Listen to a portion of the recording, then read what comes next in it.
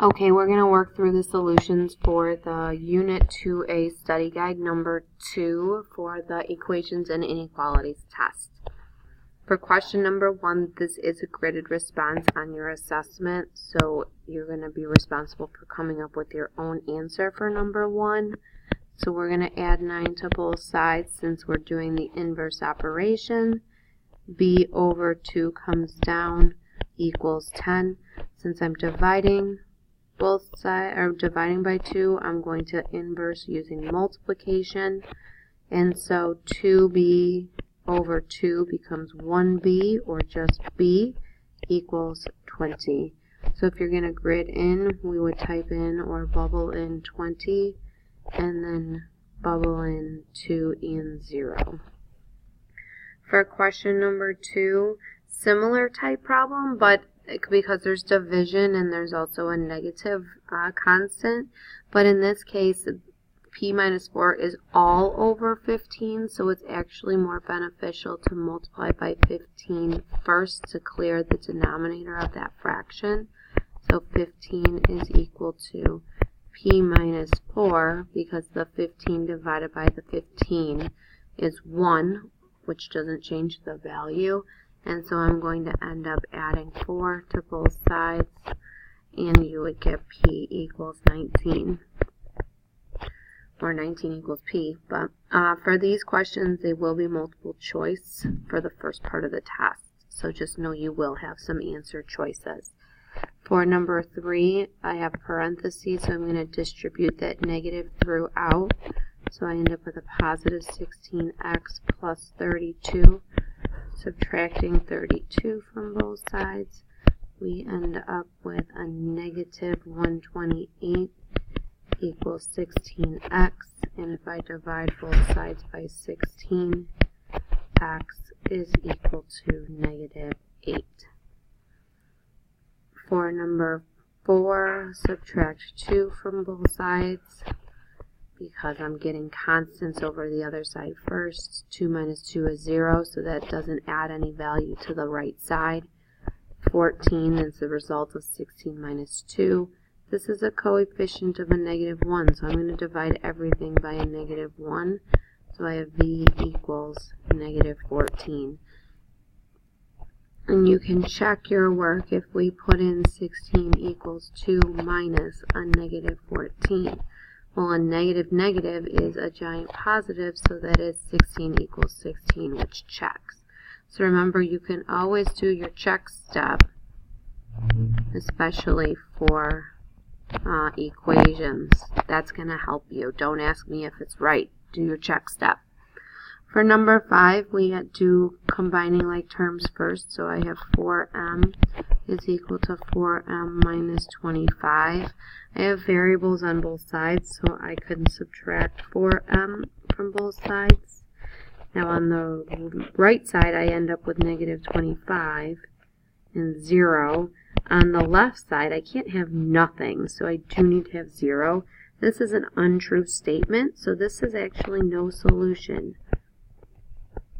And if we go back to the second step, I can't have 4m, so 4 times something equals 4 times something, but then I'm going to subtract 25. They can't be equal, because every single time I'm multiplying the m's by 4, but on the right side I'm subtracting from that value, and it's just not equal.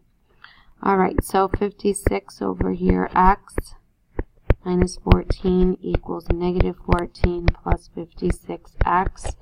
So even right here, I notice that I have a negative 14 on this side and a negative 14 on this side, and a 56x and a positive 56x. They're the same values. If the left side equals the right side, then this is an all real numbers, or an infinite number of solutions. For page 2, we have another one of those student-produced responses. Remember, we're going to distribute our negative 8 first, do all distributing first. So that's a positive 32n minus 16 equals 39 plus 7n.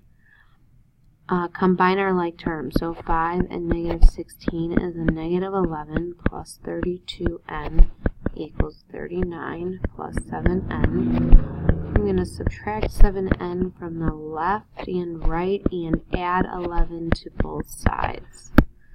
So we have 25n equals 50 divided by 25, so n equals 2. Grid it in, bubble it in. Okay, number 8.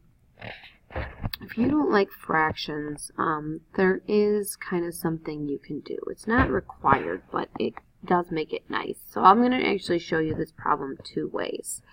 The first way is traditionally. So if I'm multiplying, I end up multiplying by distributing.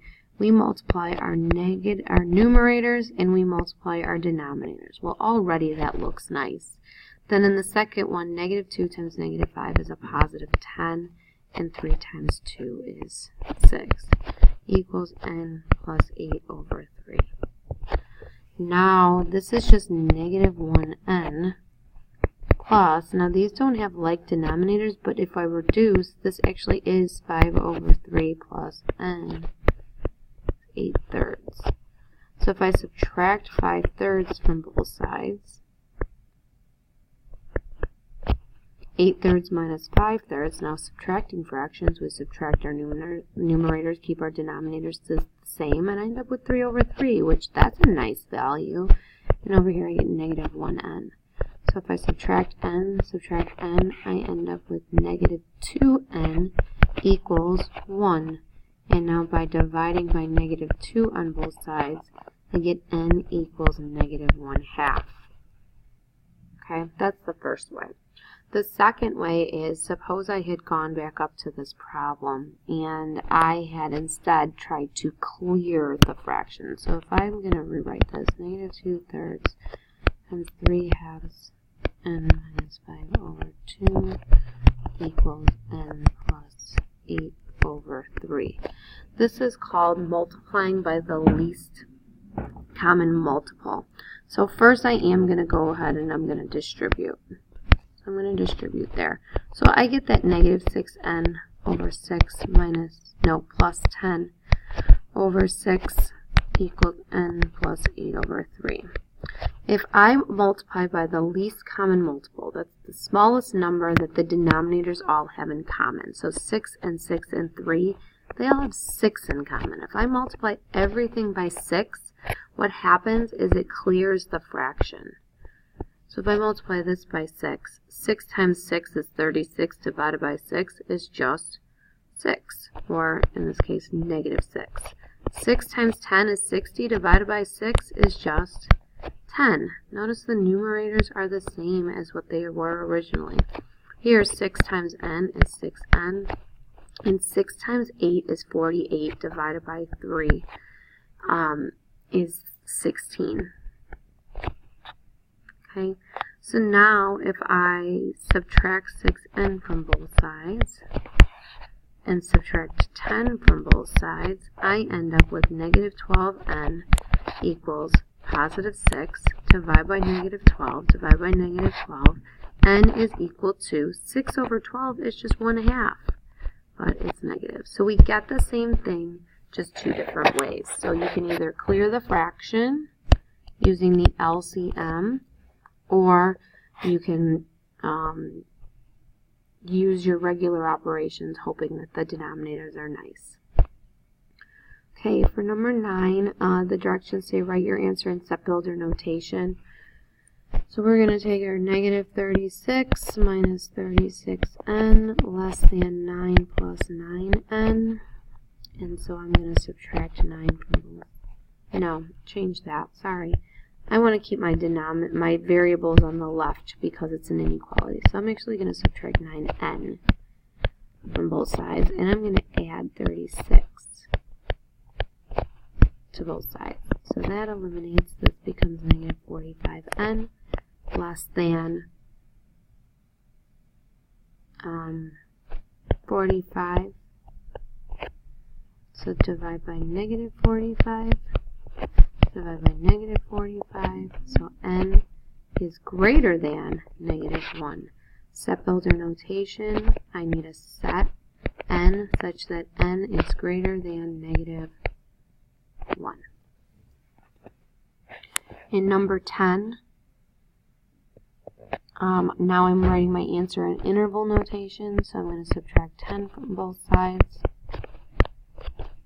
And I get x over 5 is greater than or equal to 3.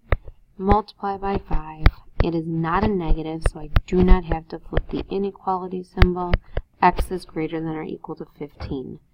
So if it's greater than or equal to 15, that means the furthest left I can go is 15, and the values are going to positive infinity.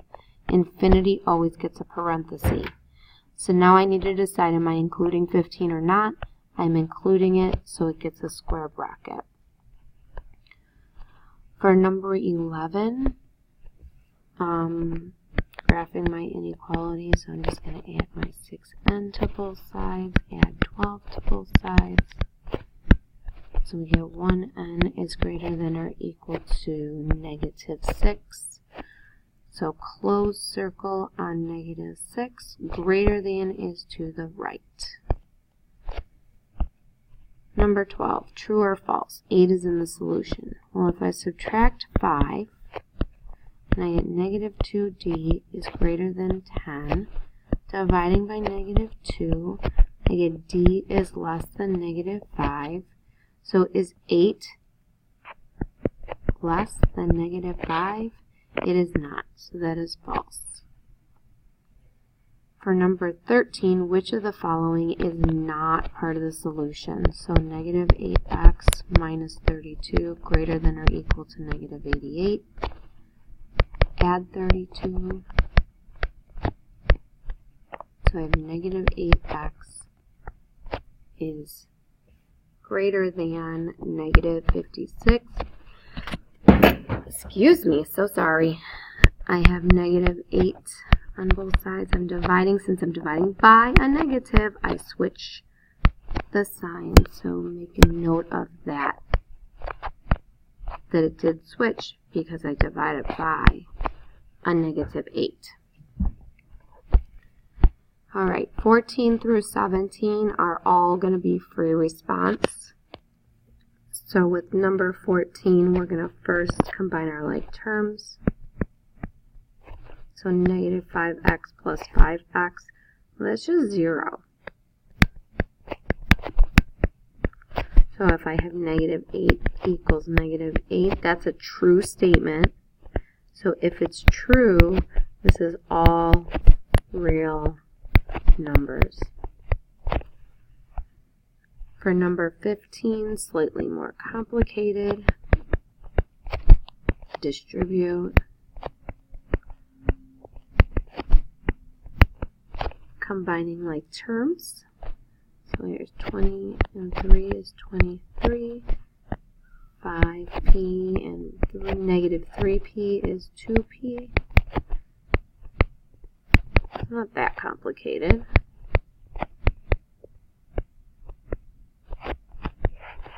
So 2p is equal to 2. Divide by 2. So p equals 1. Put in a 1.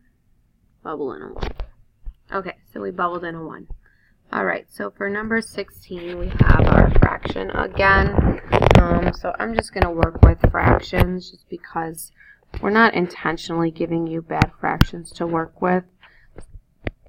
So I have 54 over 25 minus 6n over 5 is greater than 24 over 25. If I subtract 54 over 25 from both sides, the denominators are already the same. So we end up with negative 6n over 5 is greater than negative 30 over 25. And so if I multiply both sides by the reciprocal as a negative and to multiply by negative 5 over 6, what ends up happening is first the inequality changes direction because I multiplied by a negative. But 30 times 5 is 150 and 25 times 6 is 150. Over here, 5 cancels with 5 and negative 6 cancels with negative 6, so you're left with just n. So 150 over 150 is just n is less than 1. So our step builder notation answer is n such that n is less than 1. We circle 1, and then we shade to the left since we're less. Okay, so the fraction one isn't terrible. Number 17, last question. So I have 56p when I distribute, and then plus 64 plus 3p. All of that is less than 241. This becomes 59p plus 64 because I combine like terms, greater than 241. If I subtract 64, we end up with 177 less than 59p. Divide by 59. And so p over here is greater than 3. Now, we don't like variables on the right. So if we switch this, notice how the wide side opens to p. So when I change it, the wide side still has to open to p.